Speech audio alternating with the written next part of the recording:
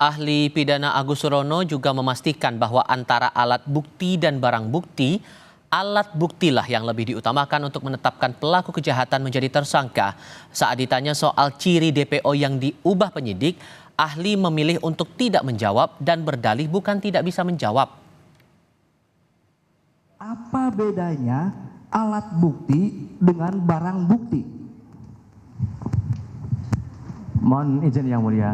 Jadi kalau alat bukti itu kan 184 dan 1 KUHP. Barang bukti itu barang-barang atau benda yang ada kaitannya dengan satu tindak pidana. Barang buktinya bisa macam-macam. Surat barang bukti tidak, barang bukti, tapi surat bisa juga dikualifikasi sebagai alat bukti surat. Itu barang bukti. Benda-benda yang ada kaitannya, yang ada hubungannya dengan tindak pidana atau alat itu juga barang bukti dan seterusnya. Saya kira berbeda mananya berkaitan dengan alat bukti dan barang bukti. Demikian yang mulia. Oke. Baik, berarti apakah alat bukti tersebut harus disertai dengan barang bukti atau hanya cukup alat bukti saja? Ya, mohon izin yang mulia. Tentu kan ini teknis di administrasi kaitannya dengan penyidikan yang mulia. Itu menjadi domainnya penyidik untuk itu. Tapi dari apa yang tadi kami atau saya sampaikan di dalam forum sidang yang mulia ini adalah berkaitan dengan alat bukti yang dijadikan sebagai alat bukti sebagai dasar untuk menetapkan tersangka. Dalam penetapan DPO yang telah diputus dalam putusan pengadilan yang telah berkekuatan hukum tetap memiliki ciri-ciri yang sudah dijelaskan dalam putusan. Pertanyaannya, boleh atau tidak dirubah ciri-ciri tersebut dalam penetapan DPO pihak kepolisian? Padahal ciri-ciri tersebut sudah ada dalam putusan pengadilan.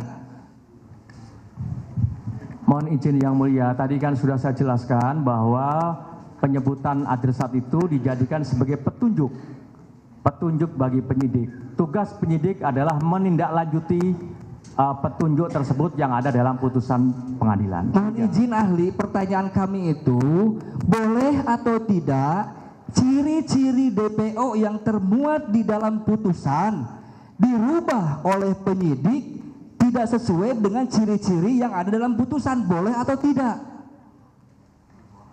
Bisa menjawab ahli? Saya tidak menjawab berkaitan dengan hal itu yang mulia. Baik, terima kasih, cukup yang mulia. Mohon izin yang mulia. Mohon izin yang mulia. Jadi yang tadi saya sampaikan terakhir yang mulia. Saya yang mulia. Izin yang mulia. Yang tadi saya jawab terakhir itu saya tidak menjawab. Bukan berarti saya tidak bisa menjawab. Itu berbeda. Demikian yang mulia. Kami paham.